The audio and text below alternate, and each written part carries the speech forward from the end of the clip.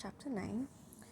Most of this chapter is about reaping and sowing. We don't mean farming, we mean tithes and offerings and giving to God.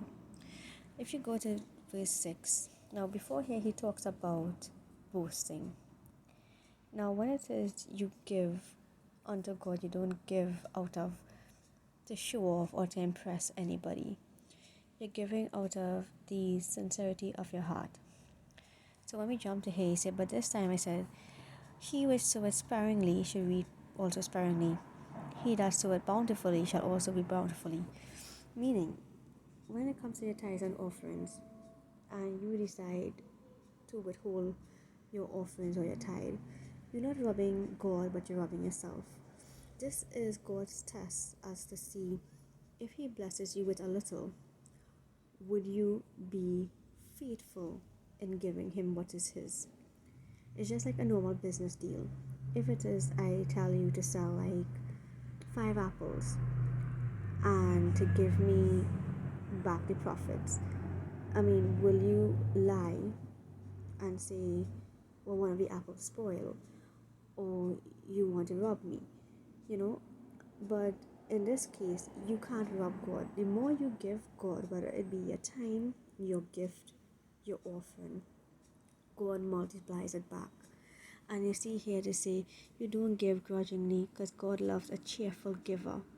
So you don't be like, oh gosh, Lord, that you have all this bills or all these expenses and you can't afford to give. That is the time that you cannot not afford to give.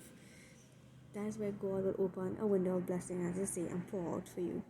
And you see here, once you give, and God is able to make grace abound towards you, that having sufficiently in all things, not some things, God will bless you in every area of your life once you give.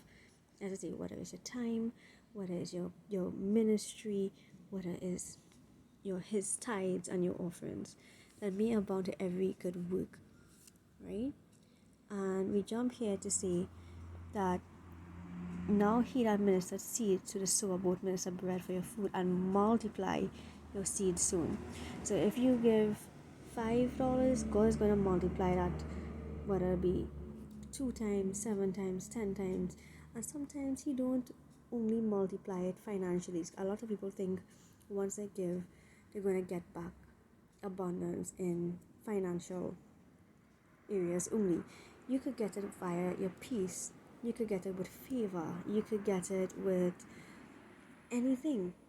You will see something work out for you and you wonder, wait, just or opportunity may come knocking at your door and you'll be like, where did this come from?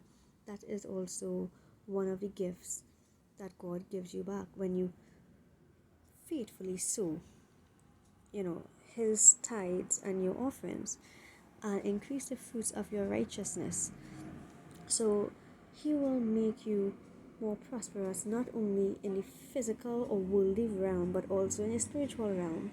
So once he sees, okay, that you're loyal to him, he will help you grow spiritually, right?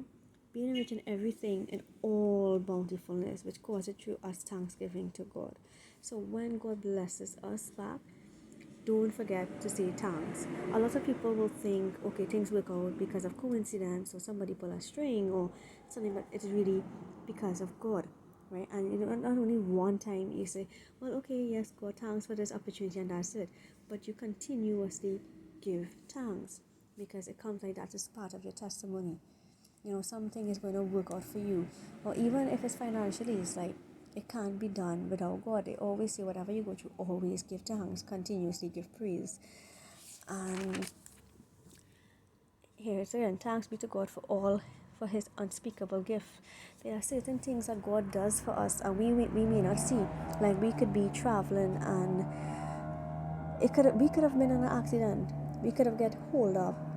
All kind of stuff could have happened to us and we may not see the gifts or his favor, but always give thanks. So I hope this short chapter, as you realize, is full of a lot of stuff, and I hope my explanation helps.